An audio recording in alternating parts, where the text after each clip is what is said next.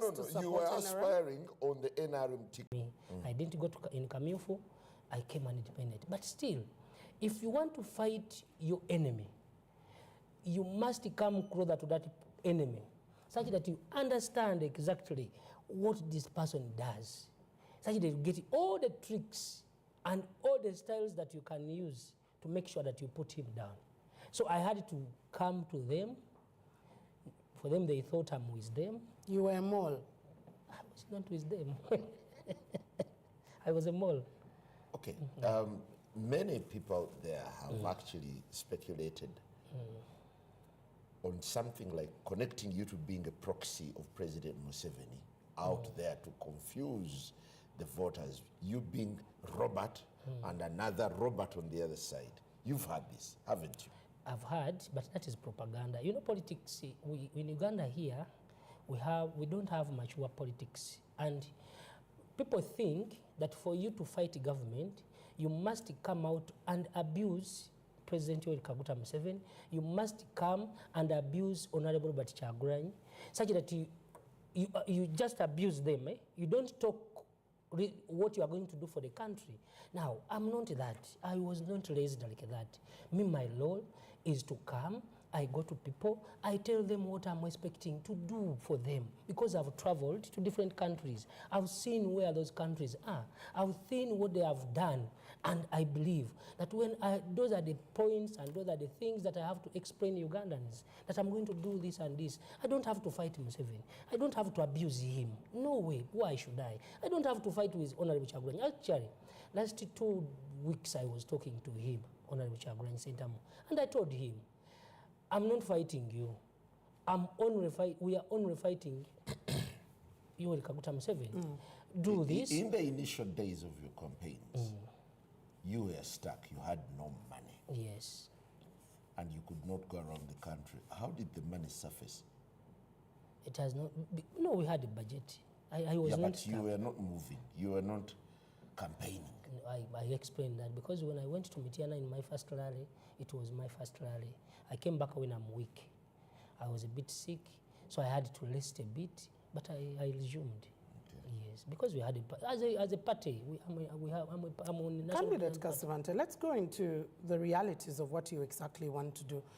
Let's start with your revenue mobilization strategy and your fiscal policy agenda for the country. What does that look like? Now, revenue collection, I think we just have to make sure that we fight corruption. Because when you look at the current government, which is in power, the only challenge and the problem, the corruption is too much. So collecting taxes, when you have these people in the government who are not doing well, who are not fearing their country, who don't love their country. So it becomes hard for the country to develop because there is no proper ways of collecting revenue. Yes. And your fiscal policy, how do you intend to use the taxes that you are that will be coming through, because our tax to GDP ratio remains one of the lowest in the East African region? Now, we just have to come up with the policies.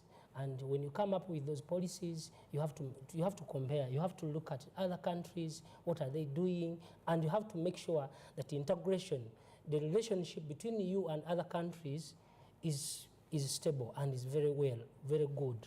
You make sure that you get those right people who are going to create relationship with different countries. Well, candidate Kasivante, ordinarily this is a two-horse race. It is President Museveni versus another candidate. Sorry. Where do you see yourself? Why do you think that it is Museveni and I beg your pardon? And Kyagulanyi.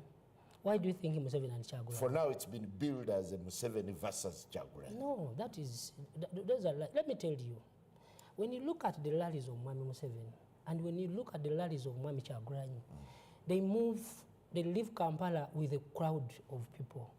Mwami Museveni, when he goes to those different districts, he goes with so many artists. people don't come to see Mwami Museveni, they come to see artists. But for me, when I say that I'm going to Masaka, I don't move with anyone. I go alone with only my few people whom Is it that you don't have the power to hire the artists themselves if you think that's the crowd puller? Because that is not what the Ugandans need. Because you need the crowds to listen to your message at the end of the day. Let me tell you, the Ugandans know that we are all presidential candidates. And they believe that when we go to them, they have to listen to our manifesto. Now, when you bring musicians, what do you think? Do those people, have they come to listen to a manifesto, or they have come to see the singers? Because now, let me give you an example. In Mitoma, how long does it take for Bebe Cool, Chameleon to go and sing for them? It takes long. Now, when they hear that Chameleon is coming, when they hear that Bebe Cool is coming, that definitely they will come. But they have not come to listen to your manifesto. What's that one rallying issue that you're speaking to Ugandans? I've been telling them I'm going to give them 200,000 to each and every unemployed youth. Because we have the money. 200,000? Yes, Do you know what that would quantify into? For a population that has over 75% of people below the age of 30. I know very well. Where will you get that money? Because even currently, that's why I was asking revenue mobilization, because even currently we can't be able to fund our own budget 100%. We can, but do you know what happens? The money goes to things which are unrealistic. Let me give you an example. We have, when you look at districts, we have 120 districts. And more are coming. Now, those districts, each district has 4 RDCs. Each district has 7 to 6 members of parliament. Each member of parliament gets 446 million per month, minus allowances, minus fuel and everything. Now, when I come to power, this is what I'm going to do. I have to make sure that I reduce on the number of members of parliament.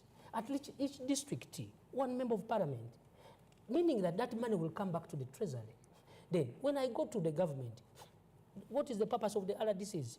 Because we have the DISO, we have the chairman LC5, we have the DPC, we have the RPC. If you say that the RDC is the head of security in the district, now, what is the purpose of the RDC when you have the DPC, when you have the RPC?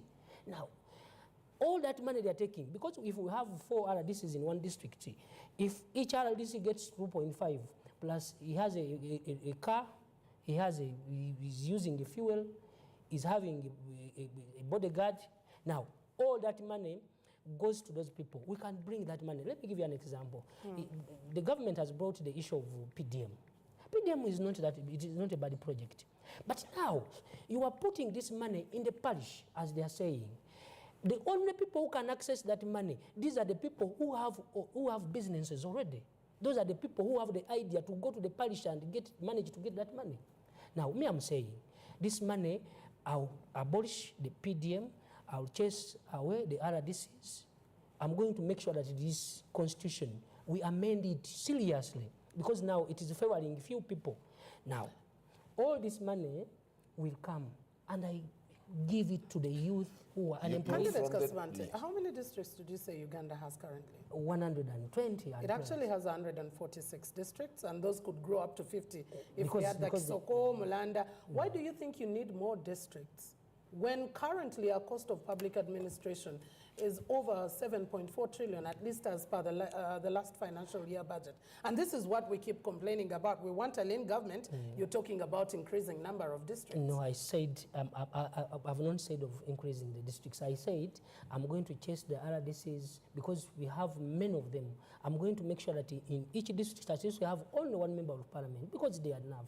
We don't need to have a woman member of parliament. We don't need to have so many constituencies in one district. So what happens to the local government structures? Because a member of parliament is supposed to be at the legislative arm. Because what happens to the local government? Because we're talking about devolution of powers here. No, the local government structures are very okay, and we need them. But what my issue is, why do we have the RDCs, many of them in one district? See, why do we have so many members of parliament, and yet they are taking a lot of money? But even if you, like other countries, you have seen countries, bigger countries, bigger than Uganda, but they have a few number of members of parliament, and they are progressing, and they are developing. They are in middle status income. You come from the National Peasants Party. Yes. What does your party stand for?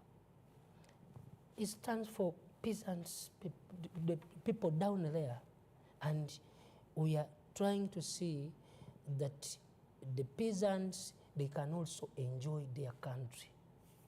They can also share on the cake of the country. Where do you gain the guts to go around preaching or what you aspire to give the country when you have not cleaned your house? Where is Stacia? Oh, Stacia is not with us, and you know what happened. She was crowned president of your party. Yes, but we did what was supposed